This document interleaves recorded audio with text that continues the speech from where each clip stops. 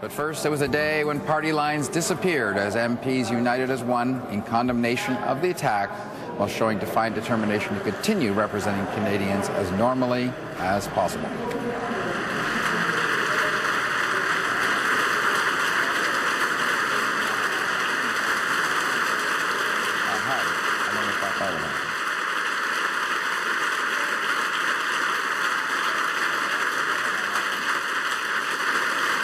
I'll just introduce them.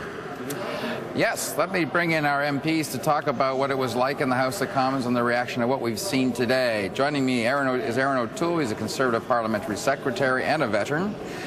Nathan Cullen is an NDP MP. John McKay, a Liberal MP. Welcome to you all. I'd like to quickly get your thoughts on that amazing security footage. That's pretty intimidating stuff, knowing how quickly he was able to get from the War Memorial, where he shot a soldier, right inside the center block. Aaron, what went through your mind when you saw that? Well, that's the first time I've seen that, Don.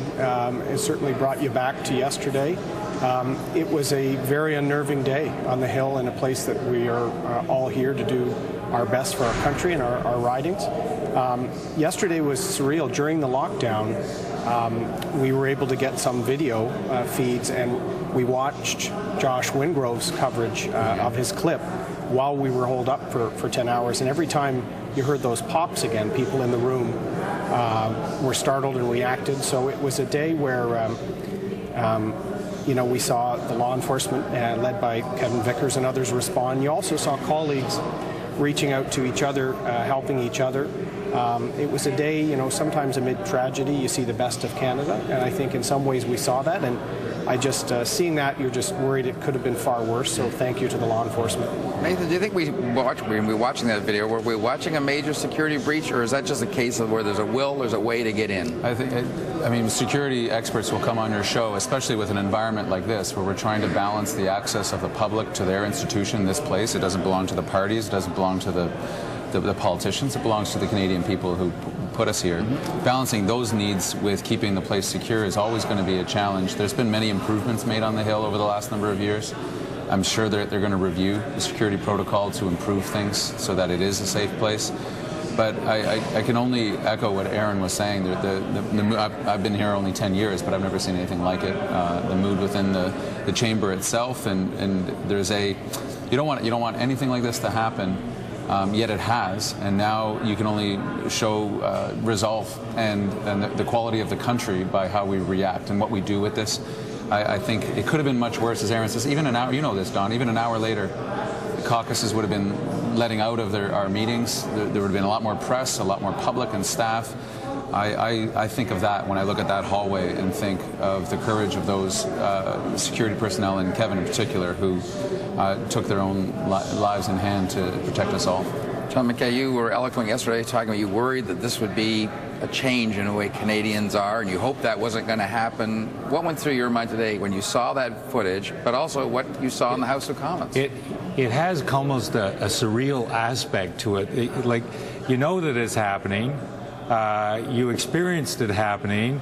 You watch the effects of it happening, but it still has that sort of sense in which it is this can't be happening. And so that was my reaction to the video. I am 24 hours later taking some quiet pride in the maturity of the response of the Canadian public, and indeed in our parliamentarians. I've been on a bit of American television and Australian and New Zealand television and British television, and they want to leap immediately to the world is ending, and this is clearly an ISIS incident, et cetera, et cetera. And yet Canadians are saying, hold on here. And to echo Nathan's point, this is the People's House, and there's about 1 million people go through this place on an annual basis, and their security is as important as our security, and yet it shows how much Canadians value this institution and this fragile flower of democracy. They do not want incidents like this to be barriers between their citizens and their legislators. Well said, Aaron. I want to go back to you a bit on this. We have somewhere around 90 individuals still under a watch list. And I'd like to get some thoughts. Stephen Harper's sort of suggested we have to accelerate security and surveillance ways to make sure that these people are kept under closer tabs. Could you give us a sense of what you think's going through his mind? Is it beyond the terror tracking bill that we're looking at? Is it a change to the CSIS legislation? How do you see it unfolding? I think the Prime Minister has indicated he's going to continue to work with our security experts at CSIS, the RCMP, to make sure that anything we do is balanced and effective. You know, CSIS has told us about their difficulties with surveillance beyond Canada. We've given tools to law enforcement in the last couple of years that criminalize Canadians leaving to train or to converse with terrorist groups. Now they have to learn how to use these tools best. We certainly don't want to see any major intrusion on civil liberties. That's not the case at all. It's how can law enforcement, with the knowledge they have now, in an environment which in the last 15 years, the people, these soldiers that want to go abroad and the people that are radicalized here in Canada, this is a new phenomenon. So in some cases it will lead to government needing to hear from security professionals on what they need and balance that alongside the open and trusting society we have. Yeah, how do you thread the needle? You don't want to go too far and set up a Guantanamo North or something here where you throw anyone that's even got a slightly suspected, yet these are random cases. These guys seem to rush out of the woodwork and do terrible things. But where's the balance there, Nathan? I'm not a security expert, and I'm not going to tell you the point is right here, and I don't think there is an exact point. As Aaron says, we want to talk about protecting civil liberties that were hard fought and hard won through many challenging times for this country. And I think Canadians rightly hold that as a source of pride. That what it is to be Canadian is have the freedom of thought and movement and expression, and all of those things need to be maintained. Yet we have these threats, and maybe these threats are different than threats we've seen in the past. I don't know. Whenever something like this happens of such a sensationalist nature, there's a great rush to comment and say the entire world has changed and everything has to be. What we can't do in this place as legislators, I believe, is write and support legislation out of panic or fear, because the odds of that legislation doing what we hope it does is very low. It won't work for Canadians, and it may disrupt that balance of civil liberties. I would say that, keeping in context who this person is and waiting for the police to tell us what happened, not just here, but in Saint-Jean, Quebec. What were the motivations? What were they driving to do? Obviously, they were seeking to create terror of some kind.